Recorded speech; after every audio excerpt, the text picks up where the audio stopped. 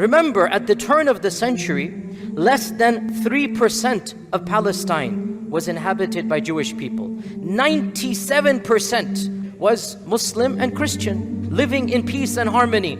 A conference is convened. It is called the Global, Zionist Confederation, and the notion of creating a Jewish state is launched. Why promise a Jewish homeland during World War I? What is the point behind this?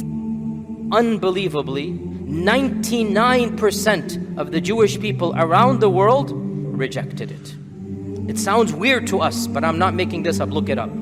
American Jewish people in particular did not sign up to the Zionist program. Why would the UK promise the Zionist lobby that they're going to create a land in Palestine? What is United Kingdom gaining out of this?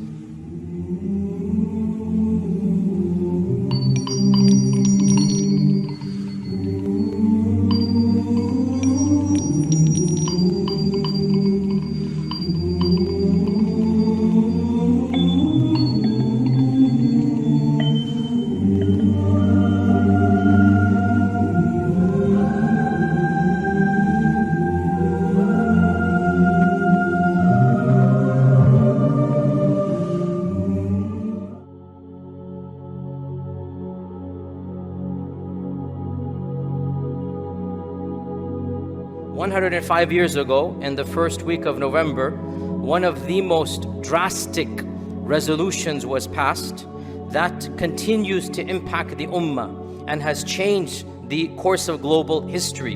And every one of us should be aware of this. What am I referring to?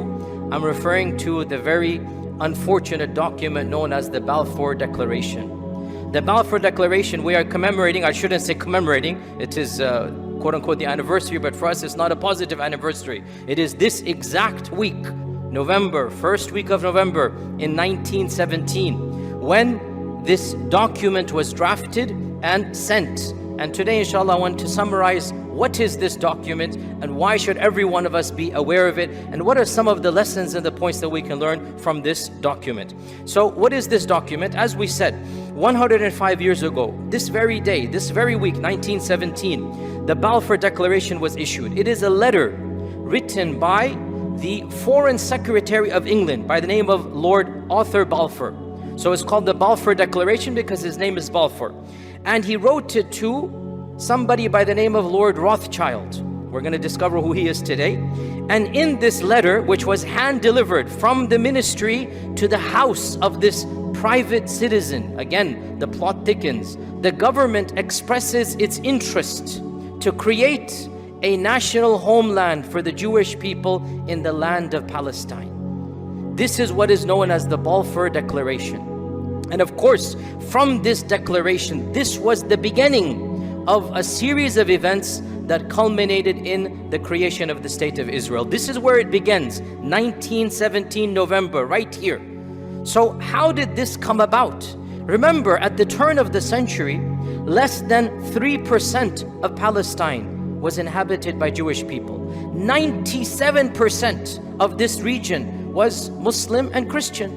The majority Muslim, and there was a healthy percentage of Christians. From the time of the Crusades, Salah ad-Din Ayyubi allowed the Christians to live there. And there were also some Jewish people, 3% local indigenous Arab Jews. They spoke Arabic as a language. They were Arab Jews living in peace and harmony. No problems in that region. So how could this letter come about that is saying in this 3% Jewish land, we're going to make it an entire Jewish land? This is what the Balfour Declaration is. And in order to understand this, we need to go back and contextualize what is happening. 1917, World War I is well underway. World War I has already begun 3 years ago, and the Allied forces are in deep war against the opposite side. And the Allied forces, of course, primarily England is the superpower at the time. As you should all know, America was not yet a superpower. It was the United Kingdom. World War I and World War II would change, and America becomes a superpower because England diminished, because World War I destroyed the massive kingdom and empire of the United Kingdom, and then World War II created a vacuum, and America rises up in that vacuum. World War I, America has not gotten involved. 1917, and America's neutral. America is not on the side of the Allies. So England is deep in quagmire, and it is fighting battles across the region, and especially in Muslim lands. And the Ottoman Empire has sided with the enemies of England, and that is Germany. So the Ottoman Empire and the the Austro-Hungarian forces, Wilhelm Kaiser, the Kaiser of Germany, is siding with the Ottomans, and the British are on the other side. 1917 comes around, and this letter is silently released, secretly released. What is the public backdrop?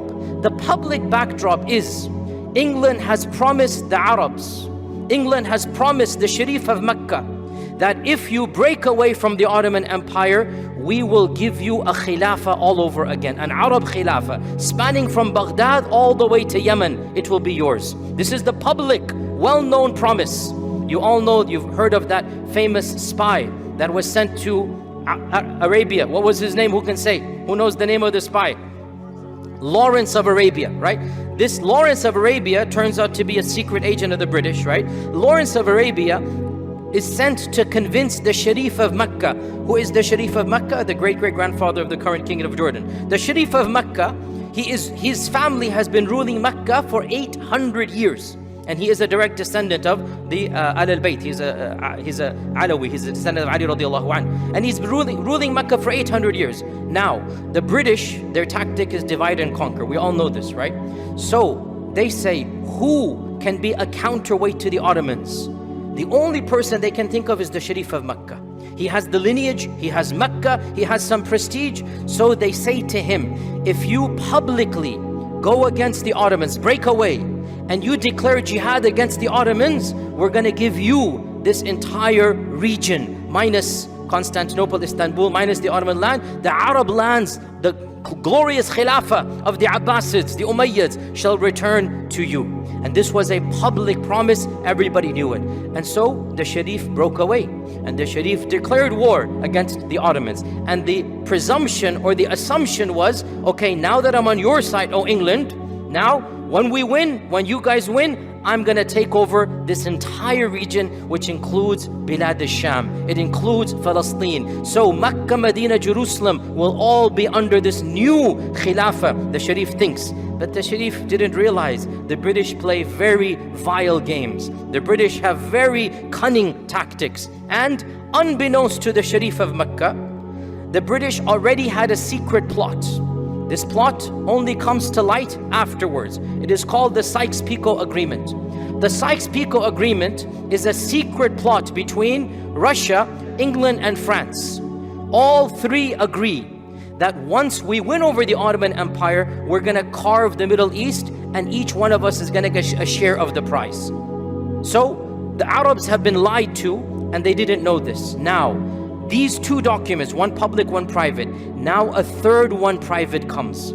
Triple crossing. The British double crossed the French and the Russians as well. Literally, this was their tactic. And they sent this secret document to Lord Rothschild, known as the Balfour Declaration. The question arises, why? What's going on? Why promise a Jewish homeland during World War I? What is the point behind this? That's what we're going to talk about for the next few minutes. You have to understand one thing. The notion of a Jewish homeland was something very recent. Believe it or not, barely 10-15 years before World War I, this notion is now becoming popular in Europe. And the founder of this notion, Theodor Herzl, announces this in Switzerland in the late 1890s, literally 10 years before World War I. 1890s, a conference is convened. It is called the Global Zionist Confederation, and the notion of creating a Jewish state is launched. Unbelievably, the bulk of Jewish people in the world rejected it. It sounds weird to us, but I'm not making this up. Look it up. 99% of the Jewish people around the world shrugged their shoulders and didn't care. They literally said, what are you doing? We're comfortable. American Jewish people in particular did not sign up to the Zionist program. Only a few very secular-minded politicians and wealthy people of Europe, they had this notion. They tried to lobby and it fell flat. Nothing happened. Herzl dies, and the second in charge, his name is Chaim Weizmann, Chaim Weizmann takes charge. Chaim Weizmann is a chemist. He moves to England. He becomes a professor of chemistry in Manchester. And he patents certain products. Long story short, is it the production of acetone, I think it is, which is needed in bombs. And so World War I happens. His patents become popular. He becomes multi-billionaire. He becomes filthy rich because he has invented a procedure to invent bombs, basically, making it simplistic. So he becomes extremely wealthy. With that wealth, he develops ties with the British government. Wealth changes everything. Wealth changes everything. And he becomes friends with the Prime Minister at the time. Who was the Prime Minister? In 1905, Lord Balfour was the Prime Minister. A lot of people don't know this. The one who's going to become the Foreign Secretary in 1917, 10 years before this, he's actually the Prime Minister of England. A lot of people don't know this, right? He was Prime Minister for 2.5 years, then he resigned and he remained a minister. He resigned from being a Prime Minister, he remained a minister, and then he became Foreign Secretary. But he was Prime Minister. When he was Prime Minister, this guy, Chaim Weizmann, becomes friends with him, pitches to him the idea of Zionism, and Lord Balfour signs on. He becomes a Christian Zionist, one of the first of Christian Zionists.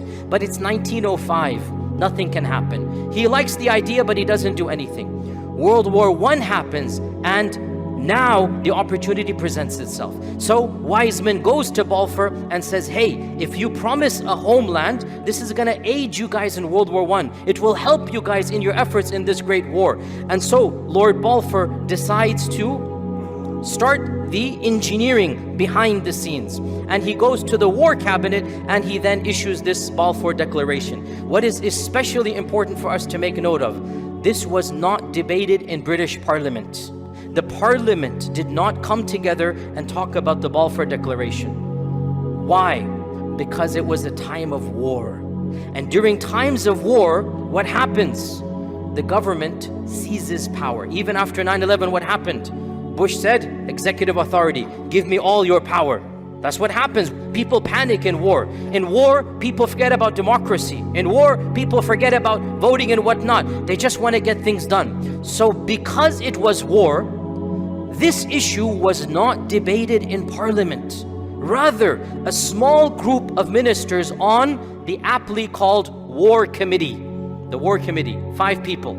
And amongst them is Lord Balfour. Again, Balfour used to be Prime Minister. Even though he's now the Foreign Secretary, his power is a lot. Imagine he used to be Prime Minister. Imagine his connections. Imagine his clout. So Lord Balfour makes sure this War Cabinet issues this agenda, this Balfour Declaration. The British government, the British Secretariat did not debate this issue. It was not put up to a vote. It was done by the War Committee, because it was 1917, a time of war. Now, why send it to this person called Rothschild, who is a private citizen, to get this memoir from the government? Isn't it strange that the government is releasing a document and sending it to a private citizen to tell them, hey, Mr. Private Citizen, we're going to create, a land for the Jewish people? Well, who is this Rothschild? The Rothschild family, and again, it's difficult to talk about this because automatically, whenever you say these types of things, people say, oh, you're being anti-Semitic or something. No, this is not anti-Semitic. This is a factual statement. The Rothschild family is the richest family in human existence right now, and it has been for the last 200 years. The Rothschild family is worth $500 billion.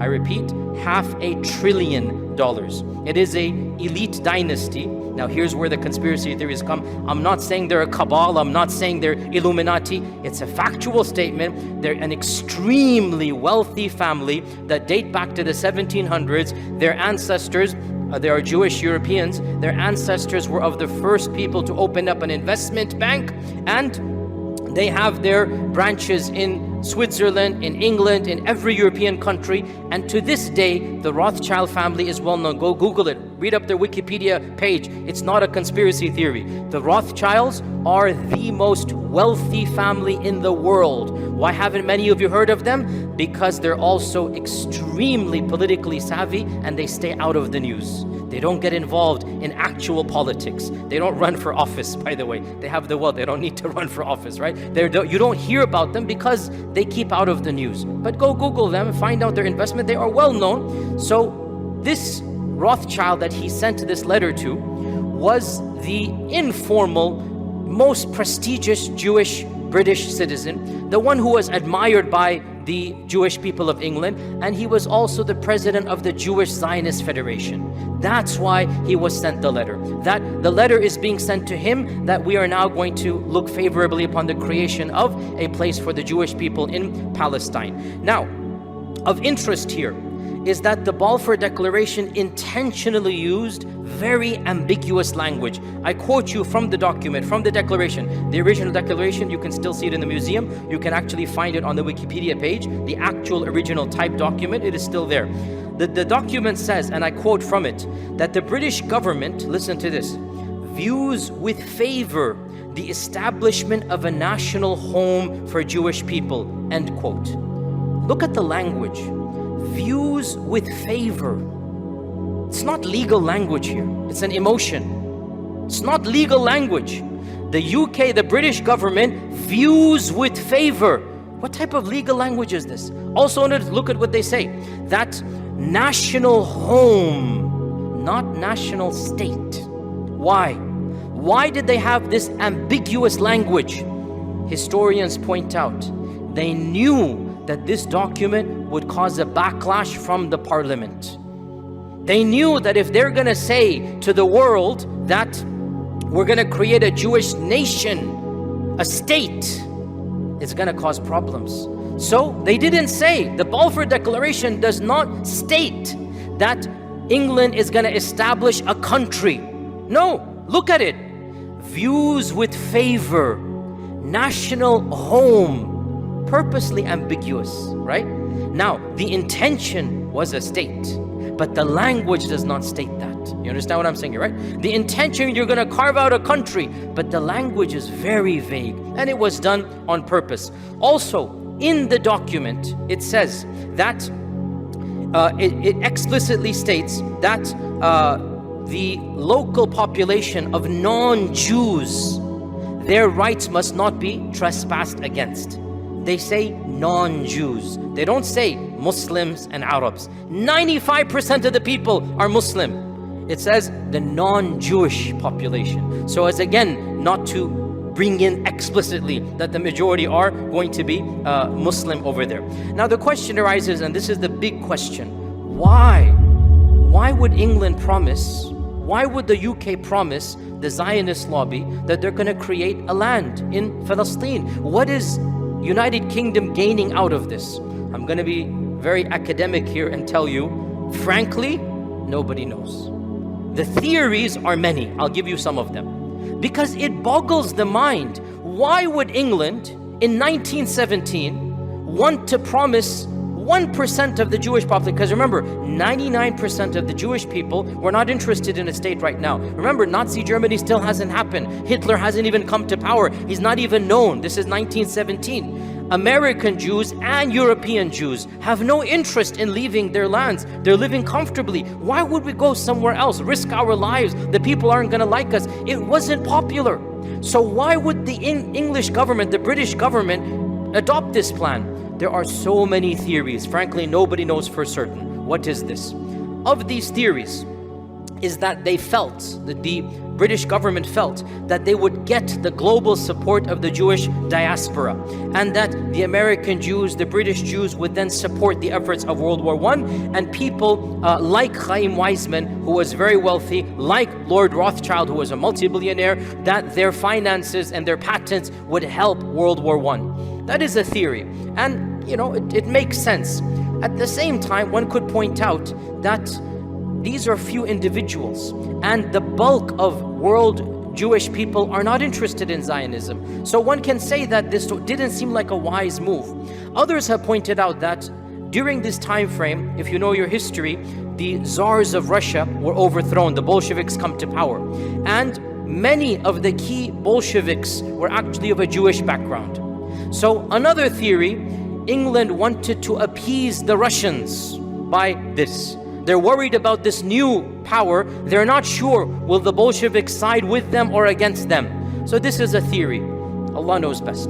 A third theory is that they wanted to appease to the German Jews. So we have the American Jews, the British Jews, the German Jews, the Russian Jews. The German Jews under Wilhelm III, the Kaiser Wilhelm III. So at this time, remember, there is no Nazi party in Germany. This is 1917. German Jewish people, by and large, are living comfortable lives. So their support is for the Kaiser, which is the German side.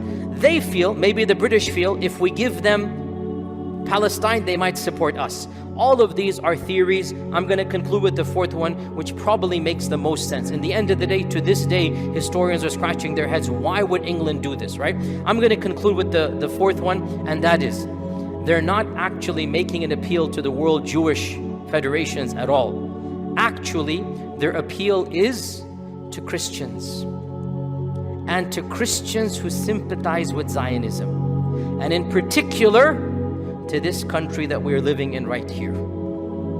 Because America had not yet entered the war. And Christian Zionism, what is Christian Zionism? Christian Zionism is exactly what it is. These are people of a Christian background who, for religious reasons, want the creation of Israel because they think it's going to expedite the coming of Jesus Christ, right? And this movement was now spreading in America. So a fourth theory is that this Balfour Declaration is actually meant to tip the scales of Christians here in America. And the administration here was, and still is, full of Christian Zionists. As you're aware, Trump appeals to them all the time. You remember he moved the capital to Jerusalem. Why did he do this? For the Christian Zionist base, right?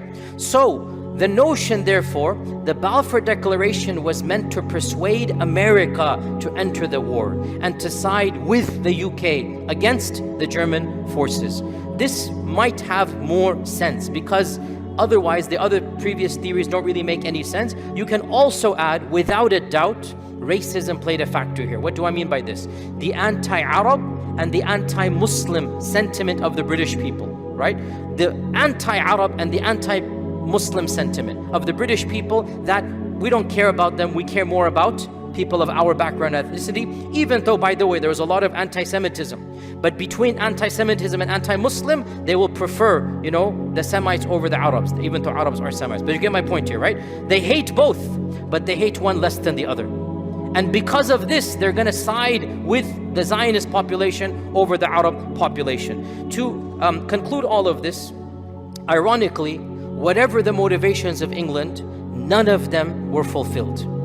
There was no support from the German Jews, the European Jews, the American. Even they did not join the war because of the Balfour Declaration. The Americans joined for another reason, because of the Lusitania being sunk and whatnot. That was a whole different reason altogether. So the British did not gain anything by the Balfour Declaration. On the contrary, it created a set of problems that we are dealing with to this day. Because of the Balfour Declaration, more and more people were allowed to immigrate to Palestine, and they were immigrating so fast that even England had to stop the quota and say no more immigration. And when England said no more immigration, the Jewish people of Palestine became terrorists, well known, and they started killing British soldiers. And they engineered a very massive bombing in the King David Hotel, infamous bombing. Over 100 people were killed. Most of them were British. The person who led this bombing, Menachem Begin, eventually becomes the Prime Minister of Israel. Irony, the irony of ironies, right? So the Jewish people, or I should say the Zionist people, start fighting the British. The British decide to leave, and they hand over Palestine to the League of Nations and say, we have nothing to do with it, you guys decide. And the League of Nations in 1947, 1948, they vote and they say, khalas, we're going to create Israel. And because the Muslim world at the time and the Arab world did not have the type of political connections and the clout and the wherewithal to negotiate and to argue. They're still new to the world of global politics. They didn't have a statesman. They didn't have a land in a country. They didn't have representation. And the Zionist Federation did. The League of Nations voted in the State of Israel, and the rest, as they say, is history. Now, I have been saying for many weeks and months and years over here how negative politics is, and that doesn't change. It's not for righteous people. Good people, frankly, are corrupted by politics. Still, the world needs politics. Whether I don't like it or not, politics is needed. People have to run the country. People have to run the world. And politicians accomplish what clerics and philosophers do not accomplish. Because Chaim Weizmann was lobbying persistently, because the idea was planted in Balfour's head, because they had the clout and the wherewithal and the money, because they had the influence, these political activists managed to get the Balfour Declaration passed. And because the Balfour Declaration was passed, the rest, as they say, is history. Politicians are not people, generally speaking, that have good piety and taqwa, but those that are good amongst them accomplish much good, and those that are evil accomplish much evil. Bottom line, even if we are not involved directly in politics, we have to be aware this is the world we live in. Influence does pay off. And if you look at the history of the creation of that country, it's all about connections and influence and politics, and it succeeded. It's not some cabal, it's not some Illuminati. It was lobbying, it was money, it was a strategy and plan, and it paid off. Some people amongst us have to do the same if we wish to accomplish something positive. May Allah give them barakah and khair and good. I personally don't want to be in that camp, but we have to have good politicians. May Allah subhanahu wa ta'ala bless all of us and ease the pain of our brothers in Palestine. Wassalamu alaikum wa rahmatullahi wa barakatuh. فيا ذلي ويا خجلي إذا ما قال لي ربي أما استحييته تعصيني ولا تخشى من العتب وتخفي الذنب عن خلقي وتأبى في الهوى قربي فتب مما جنيت عسى تعود إلى رضا الرب